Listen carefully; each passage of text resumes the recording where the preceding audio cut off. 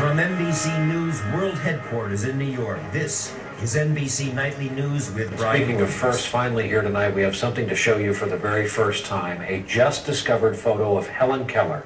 The photograph was taken in the summer of 1888 on Cape Cod.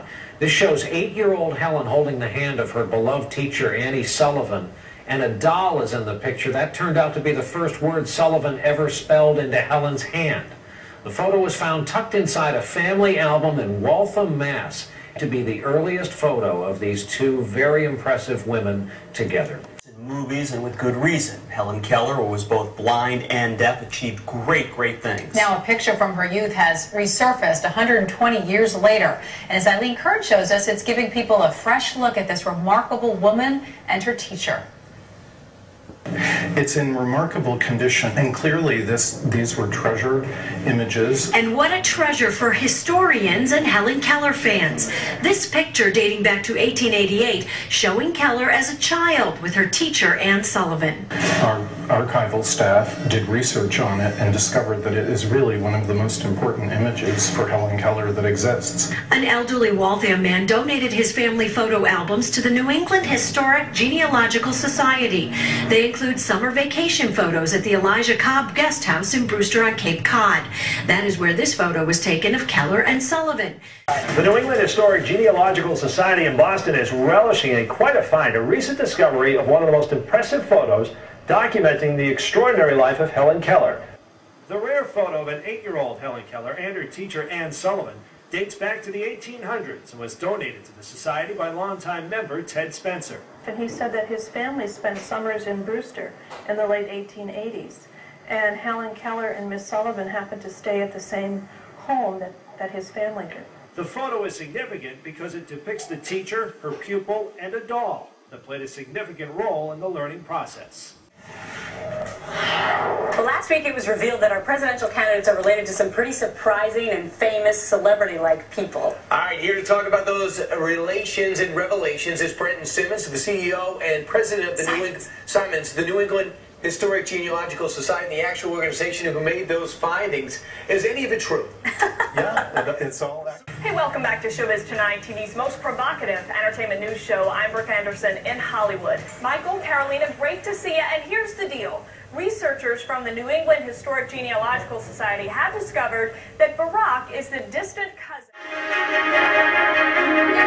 From NBC News, this is Today with Matt Lauer and Meredith Vieira. The New England Historic Genealogical Society has uncovered some interesting branches on the presidential candidates' family trees.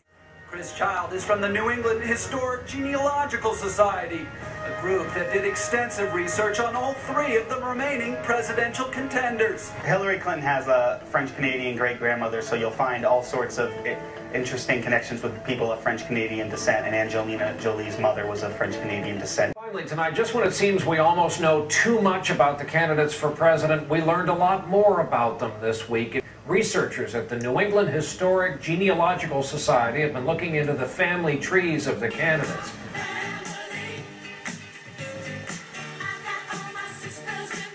We found out last year that Barack Obama was related to Vice President Dick Cheney. He loves to joke about it on the campaign trail. But some researchers at the New England Historic Genealogical Society that place did some more digging, not only into Obama's family tree, but that of Hillary Clinton and John McCain.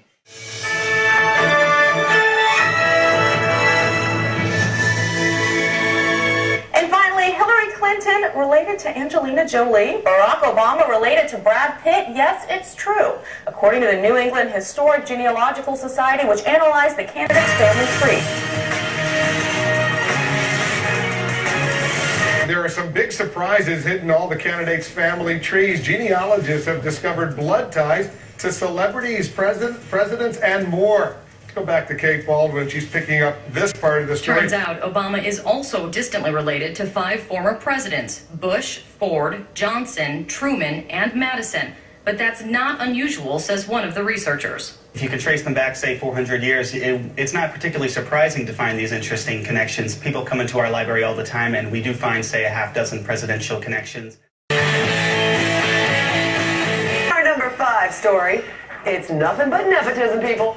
The New England Historic Genealogical Society, sounds legit to me, right?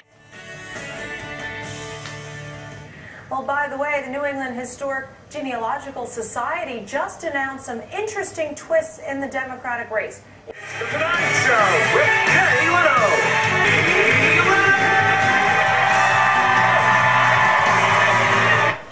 Now, a group called the New England Historic Genealogical Society is now claiming that Hillary Clinton is related to Angelina Jolie. Now, tonight's cover story on NECN. Take a stroll through the stacks of the New England Historic and Genealogical Society before you make out that invitation list for your next family reunion.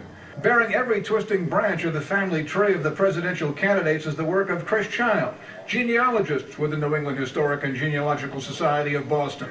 Since Obama and Clinton were elected senators, I began to trace the genealogy with a lot of other online collaboration.